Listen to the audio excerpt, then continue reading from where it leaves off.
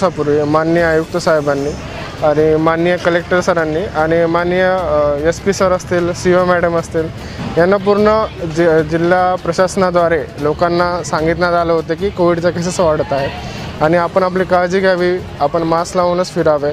तरी लोकांमध्ये थोडंसं याचं प्रमाण कमी आहे। माननीय विभागीय आयुक्त यांच्या निर्देशान्वये आपण मंगल कार्यालय असतील, सार्वजनिक ठिकाणे असतील, शाळा असतील, इथं सोशल डिस्टन्सिंगचं फॉलो होते का नाही हे आपण व्हेरीफाय करत आहोत आणि त्यांच्यावर आपण एक समज आणि दंडात्मक कारवाई देण्यात आपण करत आहोत। सध्या आपण केम्ब्रिज शाळा आणि नागार्जुना शाळा इथे आपण व्हिजिट दिल्या तर तेव्हा आपल्याला आढळून आले की इथे सोशल डिस्टन्सिंगचा प्रकार कमी प्रमाणात आहे आणि यांना आपण समज दिलेली आहे आणि रायटिंगमध्ये त्यांना नोटीस पण दिली आहे।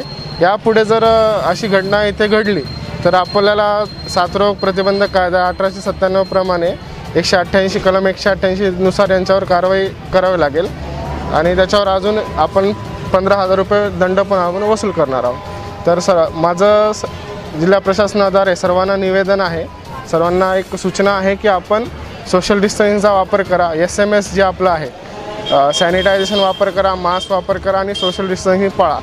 हे या त्रिसूत्री कार्यक्रमाचा वापर केला तरच आपण केसेस आपल्या कमी करू शकू। नाहीतर विदर्भात ज्या पद्धतीने काही जिल्ह्यामध्ये लॉकडाऊन लागलेलं आहे, मुंबई, पुणे, नागपूर इथं जी परिस्थिती आहे, परत परिस्थिती पूर्णवत मागच्या वर्षीसारखी होऊन परत आपल्याला लॉकडाऊनचा सामना करावा लागेल। यासाठी सगळ्यांना सूचना आहे की मास्कचा वापर करावा।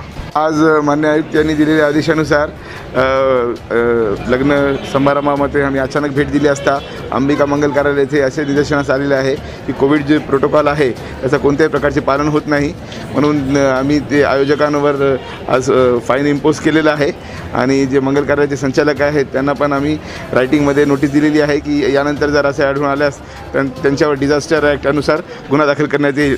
तरी नांदेडच्या सर्व जनतेस महानगरपालिकेतर्फे प्रशासनातर्फे आवाहन करण्यात येते की कोविडचा प्रादुर्भाव नांदेड शहरात वाढत आहे, त्यामुळे सोशल डिस्टन्सिंग, मास्क आणि सॅनिटायझर यूज करणे आवश्यक आहे आणि त्याचा वापर योग्य करावा।